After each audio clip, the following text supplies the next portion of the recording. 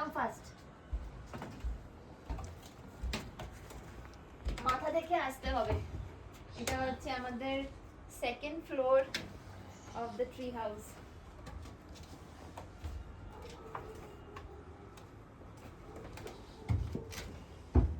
বাহ, এই জায়গাটা তো প্রচণ্ডই সুন্দর।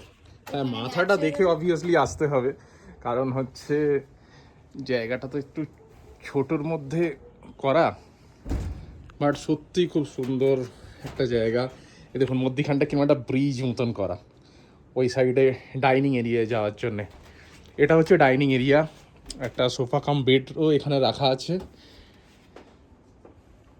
একটা হিমাচলি স্টাইলেতে ডাইনিং এরিয়া। আর হচ্ছে এখানে একটা ডাবল বেড দেওয়া আছে, কিন্তু এখানে দেখে মনে হচ্ছে তিনজন তো আরামসেই শোয়া যাবে, তাই না? আরামসে।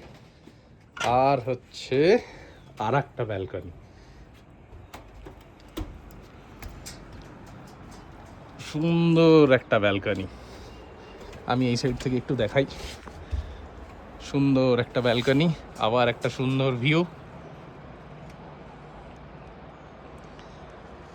এই যে ট্রি হাউসটায় আমরা জিভিতে আছি, এর নাম হচ্ছে হিমালয়ান ট্র্যাডিশনাল ট্রি হাউস।